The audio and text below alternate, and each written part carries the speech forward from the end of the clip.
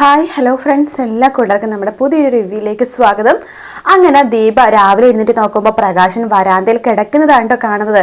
ദീപ അപ്പം തന്നെ കിരണിനെയും വിളിക്കുന്നുണ്ട്. അതെ, രണ്ടുപേരും കൂടെ വന്നേ, ദേ വരാന്തയിൽ ഒരാൾ വന്ന് കിടക്കുന്നുണ്ട്.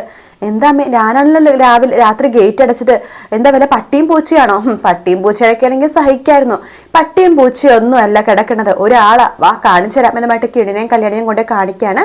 അവർ രണ്ടുപേരും നോക്കുമ്പോൾ പ്രകാശൻ മുണ്ടൊക്കെ വിരിച്ച്, പഴയ മുണ്ടൊക്കെ വിരിച്ച് അവിടെ സുഖമായിട്ട് കിടന്ന് ഉറങ്ങാട്ടോ.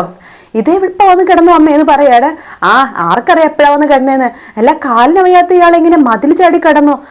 അതാ പറഞ്ഞത്, ഇയാൾക്ക് വലിയ കുഴപ്പമൊന്നുമില്ലെന്ന് ഇപ്പൊ നിങ്ങക്ക് മനസ്സിലായില്ലേ, എല്ലാം ഇയാളുടെ അഭിനയാണ്. എടോ പ്രകാശ, എടോ എഴുന്നേക്കടോ എന്ന് ദീപ പറയാണ്. ആ പ്രകാശൻ എഴുന്നേക്കുന്നിടവും നന്നായിട്ട് സുഖമായിട്ട് കിടന്ന് ഉറങ്ങാണ്. എടോ പ്രകാശ എഴുന്നേക്കടോ എന്ന് ദീപ വിളിക്കുമ്പോ പ്രകാശം എഴുന്നേക്ക. ദീപേ എന്ന് പറയുമ്പോഴേക്കും, എടോ താൻ എപ്പോഴാണ് ഇവിടെ വന്ന് കിടന്നത്? ഞാൻ രാത്രിയായി ദീപേ, ഒരുപാട് നേരം മുമ്പ് എന്നെ അമ്പലത്തിൽ നിന്ന് ഇറങ്ങിയതാണ്, നടന്നിവിടം വരെ എത്തണമല്ലോ, ഇവിടെ എത്തിയപ്പോഴേക്കും രാത്രിയായി, നിങ്ങളൊക്കെ ഉറങ്ങിയായിരുന്നോ? ശല്യപ്പെടുത്തണ്ടെന്ന് വെച്ചിട്ട് ഞാൻ ഇവിടെ തന്നെ കിടന്നതാ. അല്ലെങ്കിൽ നിങ്ങളെ വിളിച്ച് ഞങ്ങൾ അകത്ത് കിടത്തുമായിരുന്നല്ലോ, ശല്യപ്പെടുത്തി ബെല്ലടിച്ച് കഴിഞ്ഞാലേ. എടോ താൻ എങ്ങനെയാടോ മതിൽ ചാടി ഇങ്ങോട്ട് വന്നത്? ദീപേ, എനിക്ക് എന്നെ മോളെ കാണണമെന്ന് തോന്നി, എനിക്ക് അവളെ കാണാതെ പറ്റുന്നില്ല, അതുകൊണ്ട് എന്റെ മോളെ ഒന്ന് കാണാൻ വേണ്ടി ഞാൻ വന്നതാണ്. പിന്നെ കിടന്ന് ഉറങ്ങാല്ലേ, രാവിലെ എന്തായാലും ഇവളെ കണ്ടിട്ട് പോകാൻ വിചാരിച്ചു. കിരൺ പറയണ്ട്, തന്നോട് ഓഫീസിൽ വരുമ്പോൾ ഞങ്ങൾ പറയാറുള്ളല്ലേ, കാണാൻ വരരുതെന്ന്. ഓഫീസിലേ വരുന്നുണ്ട്, ഇനി വീട്ടിലും ഒന്ന് ശല്യം ചെയ്യണം ചോദിക്കുമ്പോൾ, കിരണെ മോനെ, എനിക്ക് കണ്ണടച്ച ഇവളുടെ മുഖം മാത്രമുള്ള മനസ്സിൽ, അത് ഇവള് മാത്രമേ തനിക്ക് മോളായിട്ടുള്ളത്, കാദംബരിയും കാർത്തികയൊക്കെ തന്റെ മോളല്ലേ, പിന്നെന്താ അവരൊന്നും കാണാൻ തന്നത്, കല്യാണിയെ മാത്രം കാണാൻ തന്നത്? മോനറിയാലോ കാര്യങ്ങളൊക്കെ. കാദംബരിനെ ഞാൻ ഏറെ കുറെയൊക്കെ കൂടെ നിർത്തിയിട്ടുണ്ട്, ഒരു പ്രായം കല്യാണം കഴിഞ്ഞവരെയൊക്കെ അവൾ എന്റെ കൂടെ തന്നെയായിരുന്നു, അവളെ ഞാൻ ഇവളെ പോലെ പുറത്താക്കിയിട്ടൊന്നുമില്ല, അവൾക്ക് ഞാൻ നല്ല രീതിയിൽ ഫുഡും ഭക്ഷണവും ഒക്കെ ഞാൻ കൊടുത്തിട്ടുണ്ട്. കാർത്തികയാണെന്നുണ്ടെങ്കിൽ അങ്ങനത്തെ ഒരു മോളുണ്ടെന്ന് പോലും എനിക്കറിയില്ലായിരുന്നു സത്യം പറഞ്ഞ. പിന്നെ 10-25 വർഷം ഞാൻ ഇവളെയല്ലേ കഷ്ടപ്പെടുത്തത്, ഇവിടെ ജനിക്കുന്നതിന് മുമ്പ് തന്നെ ഇവളെ വേദനിപ്പിക്കാൻ തുടങ്ങി. അപ്പൊ ഏറ്റവും കൂടുതൽ ഞാൻ വേദനിപ്പിച്ചേക്കണത് ഇവളെയല്ലേ, അതുകൊണ്ട് എനിക്ക് ഇവളോട് ഏറ്റവും കൂടുതൽ അടുപ്പം ഇപ്പൊ തോന്നണതെന്ന് പറയാണ്. തൻ്റെ ഒരു അടുപ്പിച്ചടുപ്പിച്ച് താൻ കൊല്ലാൻ വേണ്ടിയിട്ടാണ് മോളെ, താൻ ഇവിടെ നിന്ന് ഇറങ്ങിപ്പോയിക്കേ, ഇനി മേലെ ഇങ്ങോട്ടേക്ക് കയറി വരരുത്. ഇപ്പൊ ഇങ്ങോട്ട് വരാന്ത വരെ വന്നു, ഇനി അകത്ത് കയറുകയാള്, അകത്ത് കയറി താമസിക്കുകയാള്, എന്നിട്ട് ജയിലിൽ നിന്ന് മോൻ ഇറങ്ങോളെ പരോളിന. ആ സമയത്ത് നമ്മളെല്ലാരും ഉറങ്ങിക്കിടക്കുന്ന സമയത്ത് വാതിൽ തുറന്നെടുക്കും, അപ്പൊ ജയിലിൽ കിടക്കുന്ന മോനെ നമ്മളെല്ലാരും കൊല്ലാനായിട്ട് എളുപ്പമായല്ലോ. ദീപേ, ഇങ്ങനെ പറയല് ദീപേ, എനിക്കിത് സഹിക്കാൻ പറ്റില്ല.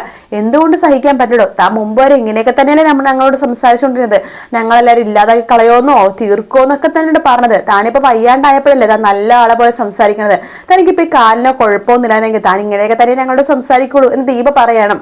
അപ്പൊ ഇതൊന്നും കേട്ട് കല്യാണം ഒന്നും തന്നെ മിണ്ടുന്നില്ല കേട്ടോ. മോളെ കല്യാണി, മോളെ കാണാൻ വേണ്ടാ മോളെ ഞാൻ വന്നത്, ഇറങ്ങ് എന്ന് കല്യാണി പറയാണ്.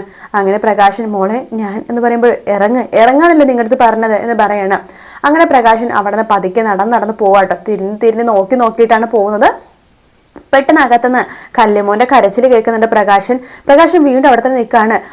കല്ലുമോൻ ഒന്ന് കാണിച്ചു തരാവോ? ഇല്ല, കാണിച്ചു തരില്ല, ഇറങ്ങി പോട് വിടുന്ന് എന്ന് ദീപ പറയാണ്. അങ്ങനെ പ്രകാശൻ അവിടെ നിന്ന് ഇറങ്ങി പോകുന്നുണ്ടോ. കല്യാണിക്ക് എന്തൊക്കെയോ ഒരു ചെറിയ മാറ്റമൊക്കെ പോലെ തോന്നുവാണ്. ഇനി ഇയാൾ ശരിക്കും മാറിയോ എന്ന രീതിയിൽ കല്യാണി ഇങ്ങനെ നോക്കിക്കൊണ്ടിരിക്കുമ്പോൾ കിരൺ പറയുന്നുണ്ട്, കല്യാണി നിന്റെ മനസ്സിലിപ്പോ എന്താന്ന് എനിക്ക് നന്നായിട്ട് അറിയാം, ഇയാൾ മാറിയിട്ടുണ്ടാകോ എന്നൊക്കെയല്ലേ നിന്റെ മനസ്സിൽ ആലോചന. കല്യാണി, അങ്ങനെ ഒന്നും നീ ആലോചിക്കരുതേ, വേറെ ആരെ വിശ്വസിച്ചാലും എനിക്കൊരു കുഴപ്പമില്ല, പക്ഷെ ഇയാളെ നീ വിശ്വസിക്കരുത്, അറിയാലോ ഇയാൾ എന്തൊക്കെ ദ്രോഹ ചെയ്തിട്ടുള്ളൂ, അതുകൊണ്ടോ ഇയാളെ വിശ്വസിക്കരുത് കല്യാണി എന്ന് പറയാണ്. അപ്പൊ കല്യാണി പറഞ്ഞിട്ട്, ഇല്ല കിരണേട്ടാ, ഞാൻ വെറുതെ ആലോചിച്ചതേ ഉള്ളൂ, ശരി നീ അകത്തേക്ക് വാ എന്ന് പറഞ്ഞ് വിളിക്കുകയാണ്. അങ്ങനെ അവർ ആ ഒരു ഭാഗം കഴിഞ്ഞിട്ട് പിന്നെ കാണിക്കുന്ന സരയുവിനെ തന്നെയാണ് കേട്ടോ. സരയു രാവിലെ വീണ്ടും സംശയത്തോടെ മനോഹറിനെ നോക്കാണ്. മനോഹർ വീണ്ടും കുളിച്ച് കുട്ടപ്പനായിട്ട് സുന്ദരനായിട്ട് നമ്മുടെ മരിയനെ കാണാൻ വേണ്ടി പോവാട്ടോ. അപ്പൊ സരയു ചോദിക്കണ്ടല്ല, മനുവേട്ടന് ഇവിടെ പോണത്? ഞാൻ പറഞ്ഞില്ല, എനിക്കൊരു കോൺഫിഡൻസ് ഉണ്ട്. അല്ല, ഈയിടെ മനുവേട്ടന്റെ മീറ്റിങ്ങും കാര്യങ്ങളൊക്കെ വളരെ കൂടുതലാണല്ലോ. അതെ, അതിനിപ്പോ നിനക്ക് എന്താ? എനിക്ക് എന്റെ ബിസിനസ്സും കാര്യങ്ങളൊക്കെ നോക്കണ്ടേ? അല്ല, നമ്മൾ അടുത്ത ആഴ്ചയാണല്ലോ അമേരിക്കയിൽ പോണത്. അതെ, ഇപ്പൊ തന്നെ ബിസിനസ്സും കാര്യങ്ങളൊക്കെ നോക്കണോ? സരയു, ഞാൻ എന്നിട്ട് പലവട്ടം പറഞ്ഞു എന്നെ സംശയത്തോടെ ഇങ്ങനെ നോക്കരുതെന്ന്. നീ എന്നെ സംശയിക്കുകയാണെങ്കിൽ ഞാൻ ഇവിടെ നിന്ന് ഇറങ്ങിപ്പോയിക്കാനുള്ളൂ, ഞാൻ തിരിച്ചിങ്ങോട്ടേക്ക് കയറി വരില്ല, ഇങ്ങോട്ടേക്ക് ഞാൻ വരത്തേ ഇല്ല. മനുവേട്ടന് അതാണല്ലോ താല്പര്യം. ഇപ്പൊ എന്റെ മോളെ കാണണമെന്ന് എനിക്ക് മനുവേട്ടനില്ലല്ലോ. സരയു ഞാനൊരു കാര്യം പറഞ്ഞേക്കാം, ചിലപ്പോൾ നിന്നെ കാണാതെ എനിക്ക് ഇരിക്കാൻ പറ്റും, പക്ഷെ മോളെ കാണാതെ എനിക്ക് ഇരിക്കാൻ പറ്റില്ല.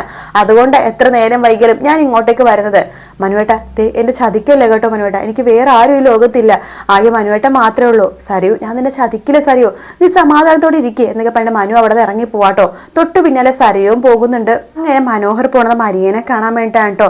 ആ ഹോട്ടലിലേക്കൊന്നും അല്ല പോണത്, അവിടെ വർക്ക് നടക്കുന്ന ബിൽഡിങ്ങിലേക്കാണ് പോണത്. മരിയ അവിടെ ഒരു ബിൽഡിങ്, ഒരു വീട് പണിയിപ്പിക്കുന്നുണ്ട്. അപ്പൊ അവിടെ ആ വീടിന്റെ കൺസ്ട്രക്ഷൻ വർക്ക് നടന്നുകൊണ്ടിരിക്കുകയാണ്. അപ്പൊ മരിയ ആ കാര്യങ്ങളൊക്കെ നോക്കാൻ വേണ്ടി പോകുമ്പോൾ അവിടേക്ക് മനോഹറും പോകുന്നുണ്ട്. അപ്പൊ അവിടെ പണിക്കാരൊന്നും ഇല്ല കേട്ടോ. രണ്ടുപേരും കൂടി ആ ബിൽഡിങ്ങിന്റെ ഏറ്റവും മുകളിൽ നിന്ന് പോയിട്ട് സംസാരിച്ചുകൊണ്ടിരിക്കുകയാണ്. അപ്പൊ മനോഹറിനെ ഫോളോ ചെയ്ത് സരയും പോകുന്നുണ്ട്. സരയും ഇങ്ങനെ ഫോളോ ചെയ്ത് പോകുമ്പോഴേക്കും ഇതിന്റെ ഈ കൊഴിഞ്ഞ കെട്ടിടത്തിലേക്ക് മനുവേട്ടൻ വന്നിരിക്കുന്നത് എന്നൊക്കെ ആലോചിച്ചിട്ടും സരയു ഒരു മൂലക്ക് വണ്ടി ഇടാൻ പറഞ്ഞിട്ട് അവിടെ നിന്ന് പതുക്കെ നടന്ന് പോകാണ്. അപ്പൊ അവിടെയൊക്കെ ആദ്യമൊക്കെ അവിടെയൊക്കെ മുഴുവൻ തിരയുന്നുണ്ട്, പക്ഷെ അവിടെയൊന്നും കാണുന്നില്ല. പെട്ടെന്നാണ് മനുവിന്റെ സംസാരം സരയു കേൾക്കണത്. ഏറ്റവും മുകളിൽ നിന്നാണ് സംസാരിക്കണെന്ന് സരയുവിനെ മനസ്സിലാവുന്നുണ്ട്. സരയു പതുക്കെ ഒരു വലിയ വടിക്കഷ്ണം, അതായത് തടിയായിട്ട് മുകളിൽ മനോഹരന്റെ തല അടിച്ചു പൊട്ടി വെച്ച് മുകളിലേക്ക് ഇങ്ങനെ കയറി പോകാട്ടോ. ഏറ്റവും മുകളിൽ എത്തുമ്പോഴേക്കും സരയു ഞെട്ടിപ്പോവാണ്. മനോഹർ ആ പെണ്ണിനോട് കൊഞ്ചിക്കൊഴഞ്ഞ് സംസാരിച്ചുകൊണ്ടിരിക്കുകയാണ്. അതെ നോക്ക്, എനിക്ക് നിന്നെ കണ്ടപ്പോൾ തന്നെ ഒരുപാട് ഇഷ്ടപ്പെട്ടു. നോക്ക്, നമ്മൾ അടുത്ത ആഴ്ച അമേരിക്കയിൽ പോകുന്നു, അവിടെ പോയി അടിച്ചു പൊളിക്കണു. അല്ല മനുവേട്ടന് വിസയും കാര്യങ്ങളൊക്കെ ഉണ്ടല്ലോ അല്ലെ, പാസ്പോർട്ടൊക്കെ ഉണ്ടല്ലോ അല്ലെ, എല്ലാം ഉണ്ട് മോളു എന്നൊക്കെ പറയാണ്. അങ്ങനെ അവര് അടുത്ത ആഴ്ച അമേരിക്കയിൽ പോകാൻ വേണ്ടി രണ്ടുപേരും കൂടിയിട്ട് പ്ലാൻ ചെയ്തുകൊണ്ടിരിക്കുക കേട്ടോ. ഇത് കാണുമ്പോൾ സരയുവിനാകെ ദേഷ്യം വരുവാണ്. മനോഹർ പറയണ്ടേ, എൻ്റെ ഭാര്യ മരിച്ചതിന് ശേഷം ഞാനൊരു പെണ്ണിന്റെ മുഖത്ത് പോലും നോക്കിയിട്ടില്ല, ആദ്യമായിട്ടാ എനിക്കൊരു പെണ്ണോട് ഇഷ്ടം തോന്നണതെന്ന് പറയുമ്പോഴേക്കും ആ പെണ്ണും പറയണ്ട, അതെ എൻ്റെ ഭർത്താവ് എന്നെ ഉപേക്ഷിച്ച് കഴിഞ്ഞാൽ പിന്നെ എനിക്കും ആരുടെ അങ്ങനെ അടുപ്പമൊന്നും തോന്നിയിട്ടില്ല, പിന്നെ ഇപ്പോൾ നമ്മൾ എല്ലാ വിധത്തിലും അടുത്തല്ലോ എന്നൊക്കെ മരിയേം പറയാണ്. ഇത് കേൾക്കുമ്പോൾ സരയുവിന് മനസ്സിലായ കാര്യങ്ങളൊക്കെ കൈവിട്ട് പോയെന്ന്. ഇനി ഇയാൾ ജീവനോടിരുന്നിട്ട് ഒരു കാര്യമില്ല, തന്റെ കുഞ്ഞിന്റെ അച്ഛനാണെന്ന് പോലും നോക്കേണ്ട ഒരു കാര്യമില്ല എന്നൊക്കെ പറഞ്ഞിട്ട് സരയു ആ തടിക്കഷ്ണം വെച്ച് മനുവിന്റെ തല അടിച്ചു പൊട്ടിക്കാൻ വന്ന ഭാഗങ്ങൾ നമ്മൾ അടുത്ത ആഴ്ച കാണാൻ പോകുന്നുണ്ട് കേട്ടോ. അത് മാത്രമല്ല, കല്യാണിനെ കാണാൻ വേണ്ടി വീണ്ടും പ്രകാശൻ ഓഫീസിലേക്ക് വരുന്നുണ്ട്. ചെറുതായിട്ട് കല്യാണിന്റെ മനസ്സ് മാറി തുടങ്ങുന്നുണ്ട്. കല്യാണി പ്രകാശിനെ ശ്രദ്ധിക്കാൻ വേണ്ടി തുടങ്ങാട്ടോ. അങ്ങനെ കല്യാണിയും പ്രകാശിനെ സ്നേഹിക്കാൻ തുടങ്ങുന്നുണ്ട്. പ്രകാശിന് പക്ഷെ കിരണും അതുപോലെ തന്നെ അമ്മയും അതുപോലെ തന്നെ അമ്മൂമ്മയും ഒരിക്കലും ഇത് വിശ്വസിക്കുന്നത് കല്യാണിക്ക് നന്നായിട്ട് അറിയാം. അതുകൊണ്ട് അവരെയൊന്നും അറിയിക്കാതെയാണ് കല്യാണി പ്രകാശിനെ സ്നേഹിക്കാൻ പോണത് കേട്ടോ. അങ്ങനെ കിരണില്ലാത്ത പല സമയങ്ങളിലും കല്യാണി പ്രകാശിനായിട്ട് സമയം ചെലവാക്കുന്നുണ്ട്.